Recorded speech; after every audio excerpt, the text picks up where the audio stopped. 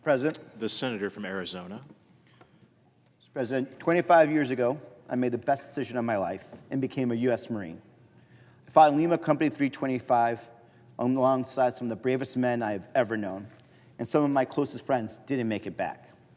Coming home, knowing it was for an illegal war for oil, was devastating, and it's still devastating. And now, 20 years later, here we are again at that same crossroads. We cannot blindly go into another illegal war for oil. And I know I'm not the only one, and not the only veteran seeing the parallels. The oil, the regime change, the quick declaration of victory without a long-term plan, and we do not want our country to go down this path again. Of course, we know Venezuela has different geopolitical realities, and this won't go down exactly as what we saw in Iraq. But the same is this: Trump's reckless use of military power without a plan for what comes next or for respect for what the men and women who will be sent to fight this war will engage in is going to cause problems. He's shown us that he could care less about the Iraq and Afghanistan veterans who are screaming from the rooftops right now not to make this mistake again. If we allow this to continue, I'll have to look into the eyes of young men and women in Arizona, working class kids like everywhere in this country, who are disproportionately the ones who serve in our military, and explain what they're risking their lives for. And I can't, because it is for oil. The American public does not want this. They do not want to be the world police. They don't want their sons and daughters from Florida, from Arizona, from New Mexico, from New York, sent to fight for big oil.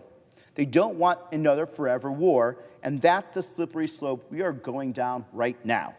When I talk to people in Arizona, they tell me how they want their politicians to focus on health care, on housing, on work so their kids can actually have a job when they graduate college, not to pay these oil companies to invest in Venezuela. That's what the Trump campaign campaigned on, but that is what Trump is now saying he's going to do: invest in oil instead of Americans. Who does this war really benefit? And it's clearly not the American people. Trump has done little to help them, but certainly to help big oil and to satisfy trigger-happy neocons like Marco Rubio. This is exactly the moment that Marco Rubio has been itching for, and he played Donald Trump like a puppet.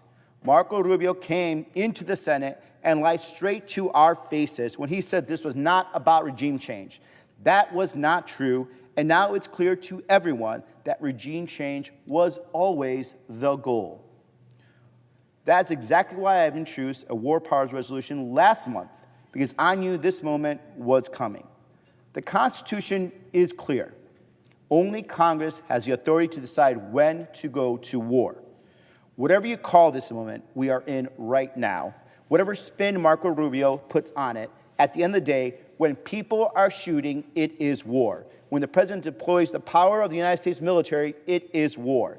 Now, the Trump administration has to answer to what comes next.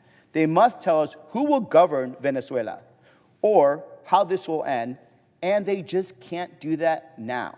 And as a veteran, that terrifies me, and it should terrify you.